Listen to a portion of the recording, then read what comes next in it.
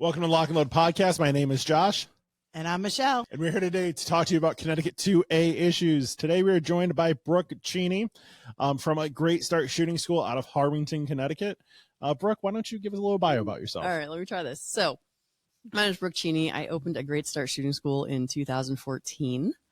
And I have a cute little range, and I just thought it was fun to learn about firearms. So then I thought I would help others learn about firearms, and that's how I started. All right. So we'll first start with the name. Why? A Great Start Shooting School, AGSSS.com. Okay. So I've been through marketing here and there. And one of the things that I did, like when you're starting a business, you go through a bunch of different names. Mm-hmm. And then I realized, if I wanted to get people started, because the people I want to teach are the people who've never touched guns or the people who are not confident around guns. Because when I started, I didn't know how to start. I didn't know where to start, any of those things. So a great start was a way to give people an idea of what I'm looking for. I'm looking for students who've never done anything with guns or they need to start and get better. Okay. So the A was so that anywhere I'm listed, I get to be first because A is the beginning of alphabet. It is. Oh, that's cool. See, and Josh is very good at marketing. And so I thought it's like the one thing that I did right in my business. I made sure I'm at the top of the list by having a Great Start Shooting School. Yep. Alphabetical is how it goes. No, I like that. Ooh, you could have added a number first. Don't they do that first? Yeah, depends on the list. Depends on the listing. Sometimes that's below Z. And the other part is I really do want someone to have a great start with their firearms journey. Because for me, it was so hard to find training. It's like Fight Club, man. Yeah, there is no listing that says, hey, if you want to get into shooting, this is what you should do, and this is where you should look, and here's all your resources. It's very hard to find that. I agree. Yeah. And I mean, everyone Googles everything, and it's like, if you Google firearms training, what do you get? Oh, pistol permit classes. Yep. I'm like, no. Yep. It's like beyond pistol permit classes. And then when I would find something, it'd say, this prerequisites for this are blah, blah, blah, blah, blah, blah. And I'm like, I don't even know what they're talking about. Mm-hmm. Mm-hmm. And so even when I could find training, I had no idea what the training actually was. So, so how did you get into guns? And then follow up on that, how did you get into instructing? All right. Most of my life has been by accident. Oh,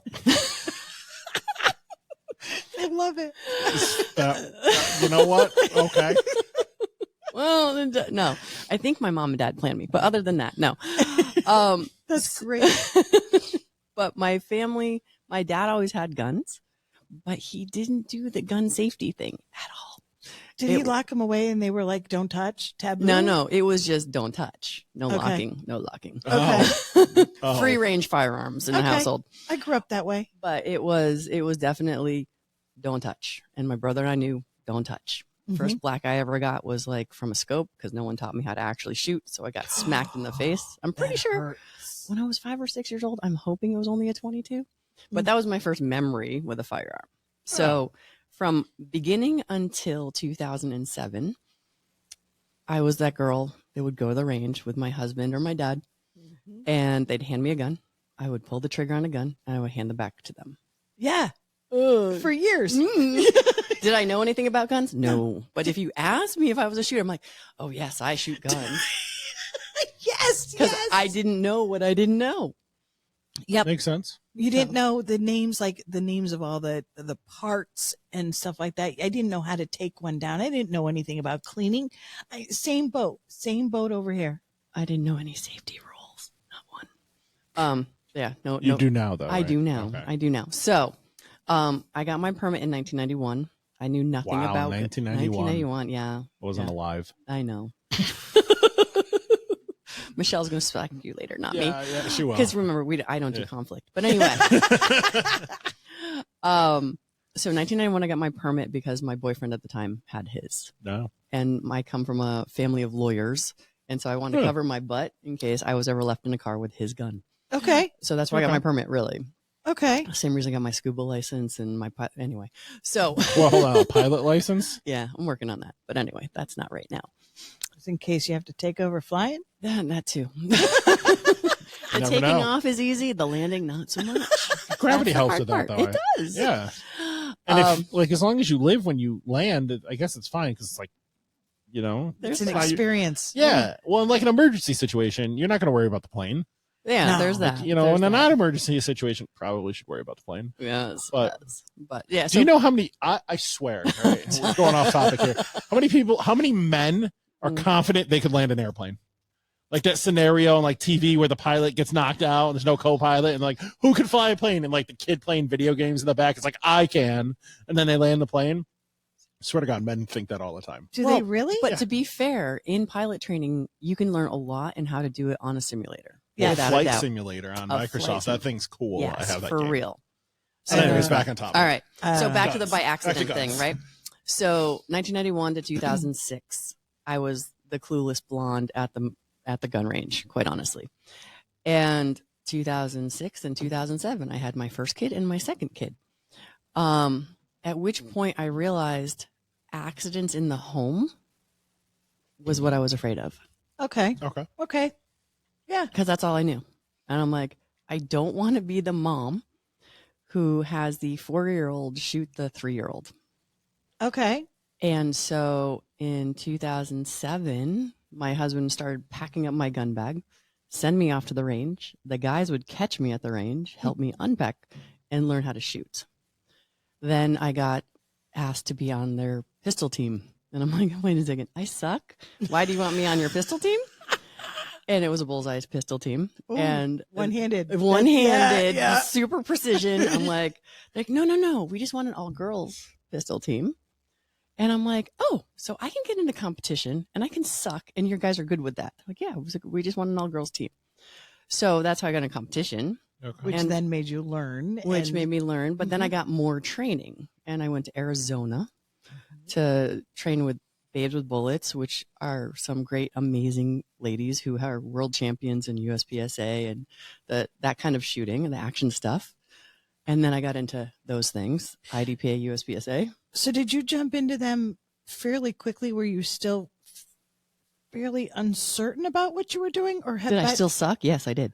Well, no. What I mean is by the confidence level. Like if you still weren't great shot, great, understood, but were you confident now in what you were doing before you got that kind of training as far as moving forward with Arizona and stuff like that?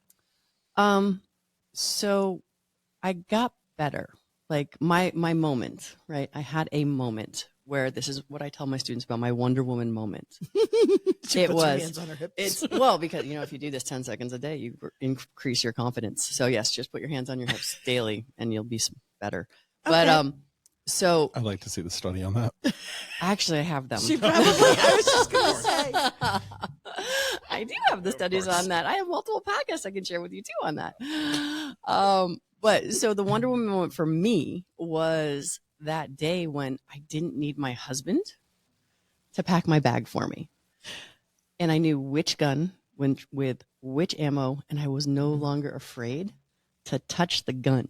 Because when I awesome. started, I was afraid to touch the gun because I didn't know how. It's I a didn't very know safety. empowering moment, isn't it?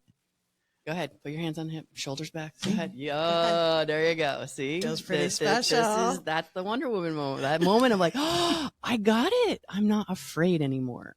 No, it's a fantastic feeling, whether you're male or female. Because I there's males too that go through this and are very just insecure and unsure of what they need to do, and so Well, I think a lot of new gun owners just in general are. yeah, Firearms are And it's scary. yeah, The cocky ones are the problem. yes, And I see it all the time in pistol permit classes.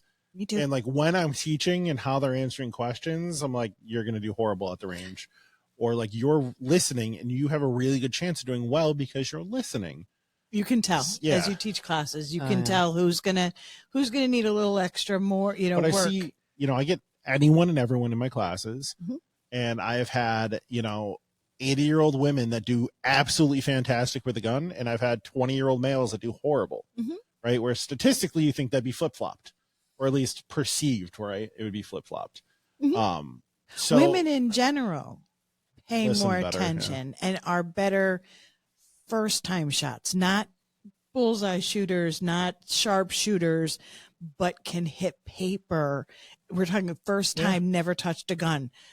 I don't know. We were talking about brains on women. I don't know if it's the way they process, the way they pay attention, the way they understand everything. But in general, I mean, not that it can't average out. I think there's a caveat to that, and it's if they're being taught by an instructor.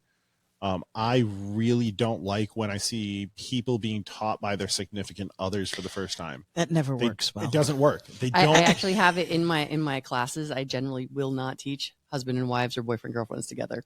And they always try to like interject or say something. I'm like, it was last week. You're paying me. I like snapped at the dude. I was like, I got it. I'm good. Thanks. Like, just because he wasn't helping and making her more nervous. Mm-hmm. And I'm like, I've done this. We've taught this amount of students. Like, I know what I'm doing. We don't need your help. We're good. So, and he was horrible shooting, by the way. Mm-hmm. So, but Brooke, you had your aha moment. Yes. That's always the awesome moment to have. Yes, it was. From there, was it a lot easier for you, or it was still just the steps, but you felt a little more confident? So my confidence rose because something that was scary, I was no longer afraid of being that accident person of an accident in the home. Mm-hmm. Okay. And the desire to learn more and get better is really why I got in competition and what I really try to get my students to do, because you can suck and go to competition. Unless you're a guy, you have to win everything. But I've never done competition shooting because I won't win. And I'll feel sad. Exactly. But for me, I don't have the time, to be honest. I never wanted to win. It wasn't about winning. It was about being more comfortable with my firearm And the experience. Yeah. And so it's just like my whole goal was to be around other people that would shoot and move. Like my first competition, I can tell you, right? My shooting and moving one, Mm-hmm. The Monday after Christmas, December 2010. Cool. I went out, it was indoors. Okay. No, Warm. we're in New England. And I have my gun belt on, and this is, I'll tell you about the Velcro later. But I have my gun belt on. It's my turn, and they save you to last when you're brand new. They don't like stick you at the beginning or anything like that. So I'm like, I have a gun on, and I'm going to shoot it while moving. Are we sure this is a good idea? So I wasn't that confident, but that's where I started. It was like, holy crap, I'm going to shoot and move right now, and there's 20 other dudes watching. So number one rule about competition, nobody's actually watching you because nobody cares about anyone's score but their own. Right. So that was the first misconception. 2, you have to do stuff that you're uncomfortable doing, and that's how you get better. So once I could do that confidently, understand how the game is played, I still don't have to win. I just want to do it so that I know that I can do it. Well, and I think the dudes watching you, if any of them are watching, they've been there, they've done that. Well, So they're some of that primarily comes- watching safety, though. Yeah, but some of that comes into play, like even me as an instructor, when I teach classes and I can see certain hesitations from certain people, I can help them because I remember feeling uncertain myself. So Definitely. you don't have to do it for everybody, but those experiences actually help you to pass it forward, I think. So even going to like gun sales, and people come in and they're like, I want a safety. I hate safeties, to be honest. Me too. But So I I'm go, like, this right here and this, these are your safeties. Yes. but I go back to when I first bought a Glock. Yep. First gun or second gun. It was my second gun. It was a Glock 23 Gen 4. Still own it. Have the conversion barrel for it, so it shoots 9mm like a Glock 19. I didn't carry that thing with a round in the chamber in the beginning. I also had a really shitty holster. That was not made by Patriot Rare Holsters. Some piece of crap I bought on Amazon. It actually scratched my car one time. Yeah, not this car, but different car back then. Yeah. I threw that out afterwards. Not the gun, the holster. But anyways, It wasn't the car. yeah. No. So I sympathize with that with people, but I'm not a fan of safeties at all. But I can at least understand where they're coming from, and if that's what they want to buy, cool. That's what I'm going to sell you. And I tell them all the time, I'm like, you need to practice. Well, you talked about, the safety issue and that kind of stuff, and you didn't carry one in the round. All right. When I started carrying, I had a small child, So now my husband, no problem, carried all the time, one in the chamber. He was good to go, right?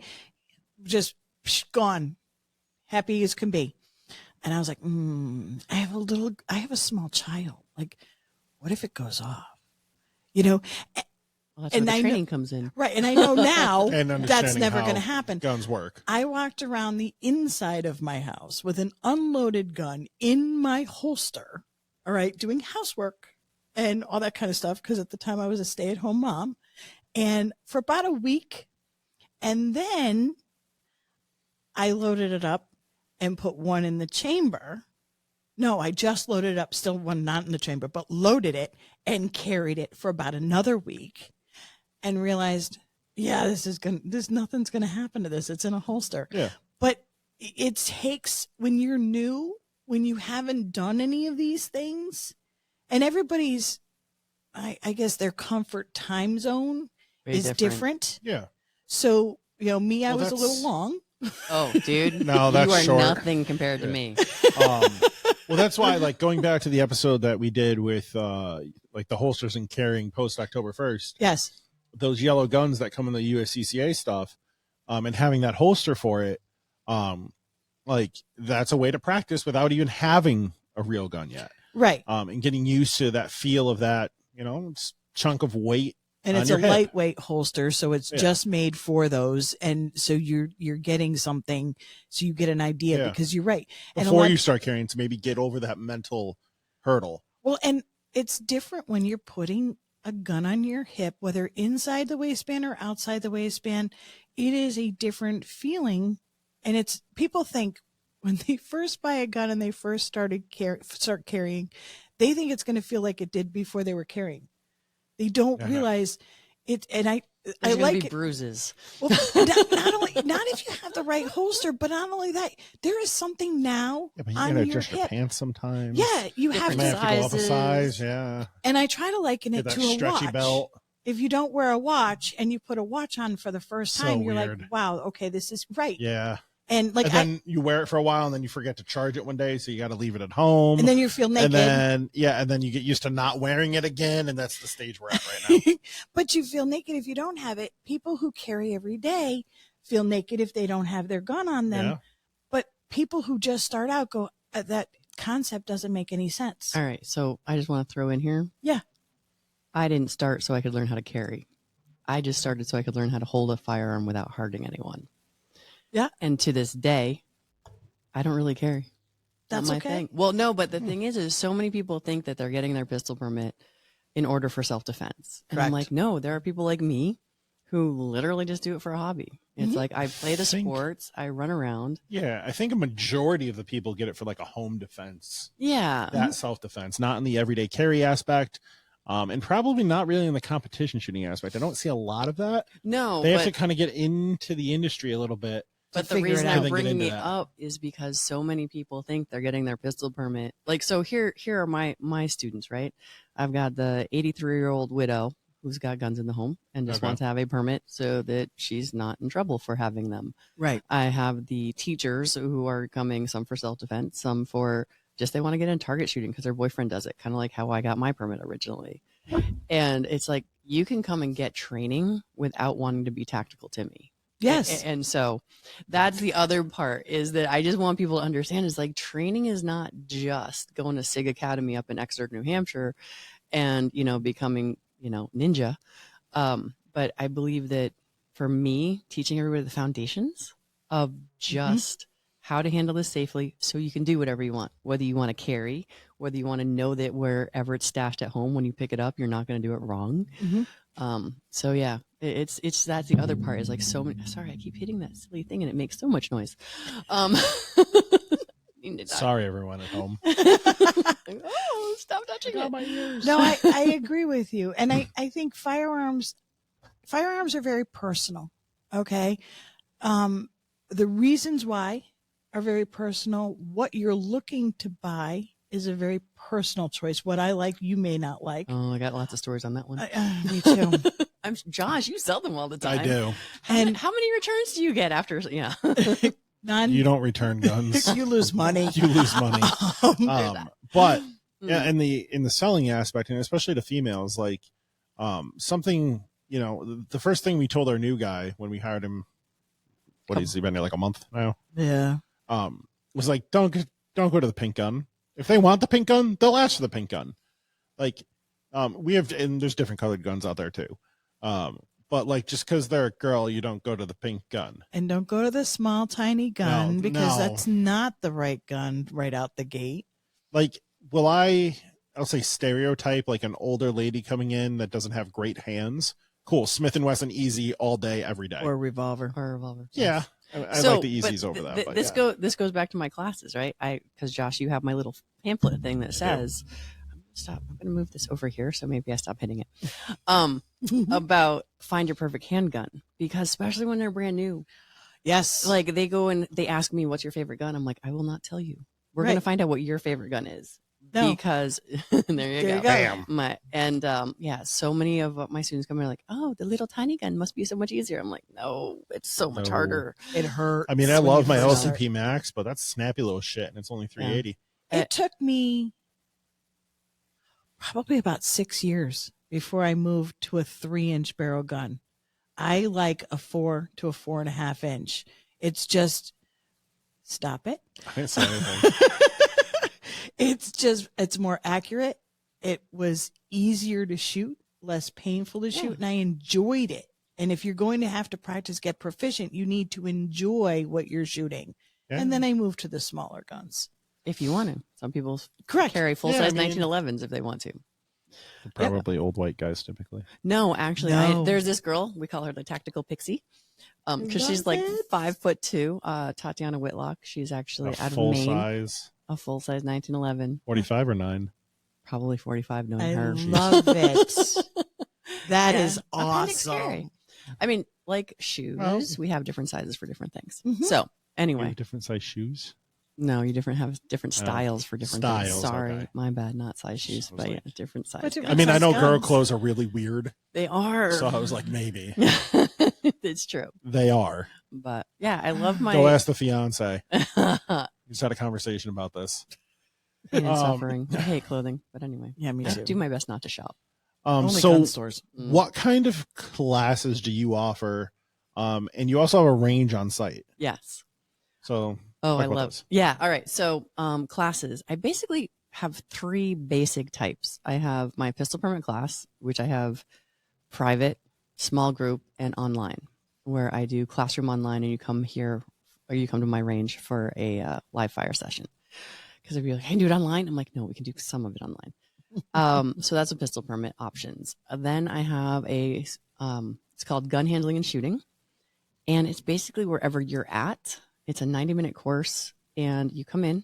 We do a little mini interview, basically, find out where you're at, where you want to go, and then we work on those things. Awesome. And then I have the Find Your Perfect Gun class, which is walking into my classroom, which looks like a mini gun store because I have the itty-bitty guns and the really big guns and all of that. And we talk about the differences and decide what is your purpose for the gun that you're looking for right now. And then we talk about how to evaluate the gun, what sights do you like, what triggers you want. So then when you come to Josh to come buy a gun, plug. You come to Josh and you have a list that says, I like fiber optic, I like a 1911 trigger because it's nice and short, and I like this size gun. And that way now Josh has something to work with versus when you walk in and you've never shot and you don't know what caliber you want, and you don't know what sights. The only thing you have shot was like a 22 at the range. Right. Like, oh yeah, I like that gun. Well, it was a 22. Everyone likes that gun. They're fun. Yeah. And so cheaper to shoot. That's basically my offerings. Now I offer a lot of other things. I do private classes. I do private range events. Like I was telling you before, I've got people who come all the way up from New Jersey for the day and rent the range for the day, and we do mini competitions with them and just play different games and work on the shooting and moving, because at my range we can shoot and move. Oh, have you ever done the dum-dums? Like the lollipops? No. Get like a 2x4 right in a little stand, and so Bristol Fishing Game does it, and they'll tape them up there, and then you shoot the dum-dum with a 22 only, and then you shoot the dum-dum, and then they explode. Oh, how And then, cool. like, it's sugar, so it's just when next time it rains, it's going to go away. Yeah. No, have not done that. There you Well, go. we've done balloons, and that Okay. left a huge mess. So, The deer- dum-dums. The deer would like your dum-dums. Yeah, I And think so they will the like that. bear. Only once have I had to have the bear Oh. delay on the range. Oh, But just Delay. once. is it just Yeah. one bear? Wait, no, it was a bear. There's the mama and her Oh. two cubs. And so when you What come kind to of my bear? a black bear. Oh. So That's it's what like we we have. have to drive down to my range. It is in our backyard. Drive? It's a cliff. Okay. All right, so Been many- there once. Like, Bring the Jeep the next time. No. So No. here's the thing: you're not allowed to drive down there. no. You hop in my truck and She I drives. drive you down there. Okay. That is the only safe way to do that, or you're going to die. You're not going to die. It's fine, guys. You can walk it. Walk it. No, I don't want to waste time walking. Yeah, it's a you're long walk. paying. Yeah. You're paying for the time. No. Yeah. So anyway, so we drive down there, and so we come around the corner to where you see the range, and there's a mama bear and her two babies. And my student's like, "What do we do?" I'm like, "We wait till then to leave. What do you want me to do?" I'm like, it's a big black bear and her babies. So Packing a 10 mil there. no, they're just Pepper spray. They went over the range. They'll No, go away. the mama bear and I have an agreement. Oh, really, was it a signed so, document? Yes, Oh, okay, yes. that's good. I keep the dogs away from her if she leaves us alone. No, that's good. Except for that one time it didn't work out that way. The dog was the biting dog her belly. okay? The dog was fine. The Okay. mom is very cool. Like we have a little 12-pound, 15-pound Bichon poodle who thinks that he's a bear, and so the mama bear's walking across our backyard. The little Bichon goes "Rawr," and is biting the belly of the bear, and the mama bear just keeps walking and it goes away. Really? Yeah, did not kill our dog. That's what I say. Mama bear and I She's tolerant. actually have a Did you like So. throw her some salmon after or something? I don't know if they eat salmon. No, Black but bears. so Grizzly I bears don't. eat I salmon. apologize. It's like that. The bear. We got on taming- a bear talk, guys. Lock and Load podcast, bear talk. I was fast. I'm also I'm imagining this, guys, because I've been there Uh-huh. and I've seen the range. Yeah. Like, so I'm like actually imagining how this is happening, right? The bear just trotting along. It's like, hey, how's it going? He's like, yeah, I'll get him out of here in a minute. So let's see. Like 2-3 weeks ago, I had a pistol permit class, and I'm sitting there, and I've got a window right over here, and I'm like, oh crap. So there's the window to the classroom, and then there's our blueberry field. Yeah. Well, I've got my students over here. Look out there. Literally, well, y'all can't figure it out, but where Josh is sitting right now, there's the mama, and not one, not two, but 3 baby bears come through the blueberry field. My students are all excited, like, oh, I've never been this close to a bear. I'm like, yeah, me either. They like your blueberries. No, they don't. Where was the dog? Really? Yeah. The bigger I dog. thought bears liked No. blueberries. Well, first of all, it wasn't blueberry season, but second, my husband and I were out in the hot tub one morning, and the blueberry is in season, and the bear is walking through the blueberry field. Lots of blueberries.